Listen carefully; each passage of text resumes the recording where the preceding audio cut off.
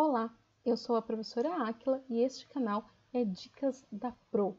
Hoje nós iremos fazer a análise de um mini mundo, cenário, livraria. Então, nós temos aqui 5 entidades. E quais são elas?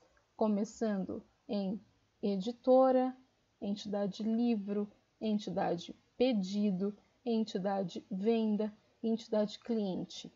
Observamos que todas essas entidades têm pelo menos uma relação com outra entidade e todas elas têm os seus atributos.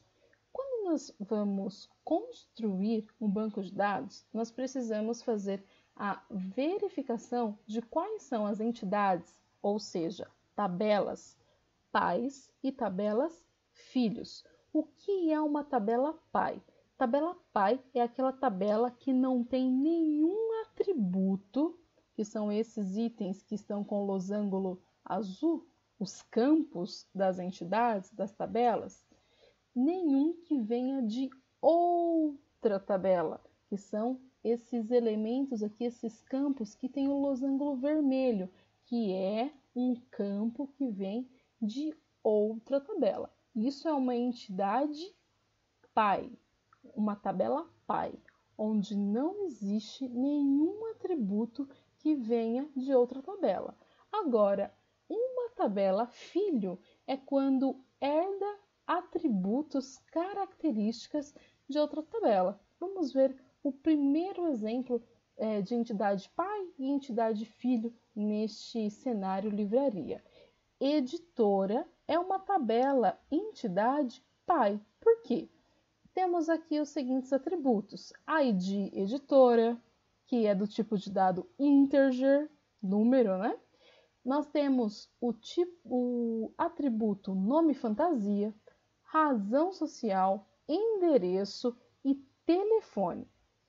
Esses atributos é referente à editora e não vem de nenhuma outra tabela, ela não depende de outra tabela para ser criada. Então, editora é uma tabela pai. Seguindo, nós temos aqui uma tabela chamada livro. Vamos lá, ID livro, editora ID livro, quer dizer que este atributo aqui vem da tabela editora. Editora aqui, ID editora, passa ID editora para a tabela livro. Então, quer dizer que livro herdou este atributo. Então, a tabela livro é uma tabela filho da tabela editora, que é a tabela pai. Continuando nos atributos da tabela livro, nós temos ISBN, título, preço e categoria do livro.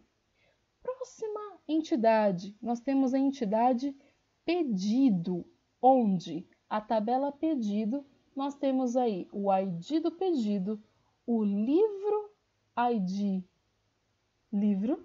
Então, quer dizer que a nossa tabela pedido, ela herda o atributo ID livro. Então, quer dizer que livro, a tabela livro, é a tabela pai da tabela pedido, que herdou esse atributo aqui, ID livro. E também tem aí o atributo, o campo, chamado quantidade pedido. Próxima entidade, próxima tabela, tabela venda. Venda nós temos ID venda, cliente, ou melhor, ID cliente e ID pedido. Então, como identificação aqui, 2 losangos vermelhos são atributos que vêm de outras tabelas, né? Então, a gente sabe agora que venda também é uma tabela filho. E ela é filho de quais tabelas? ID cliente, esta daqui, e ID pedido, que vem de pedido, deste daqui. Então, venda, ela herda 2 atributos que vêm de outras 2 tabelas. Tem data da venda, desconto da venda e valor bruto da venda. Nossa última tabela aqui, nós estamos falando, é a tabela cliente, onde nós temos ID cliente, nome do cliente, RG do cliente, CPF do cliente, onde nenhum desses atributos vem de outra tabela. Então, cliente é uma tabela pai, porque venda também recebe, herda aí um atributo dessa tabela cliente. Ok, sabemos então o que é uma tabela pai e o que é uma tabela filho. Agora, para fazer a criação do código dessas tabelas, nós temos que obedecer uma hierarquia. Então, qual tabela será criada, codificada primeiro? Aquela que não tem nenhum atributo que vem de outra tabela. Todas as tabelas pais. Quais são as tabelas pais desse cenário? Nós temos editora e nós temos cliente. Então, nós podemos criar cliente primeiro, ou editora, ou vice-versa, tudo bem? E aí, depois, a gente cria a tabela filho. Qual é a tabela filho de editora? Livro. Então, ela vai ser a terceira a ser criada.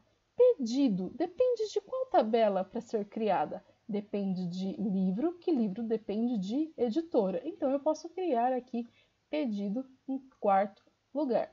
E a tabela venda? Eu preciso que a tabela venda, para ser criada, cliente tenha sido criado, então ela foi a segunda, já vai ser criada, né?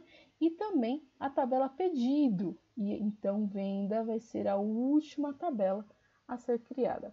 Essa hierarquia serve para a gente fazer a programação e a criação em SQL Server dessas tabelas. Então, quando a gente for transformar esse modelo em SQL, primeiro nós vamos criar editora, depois nós iremos criar cliente, depois livro, depois pedido e depois venda.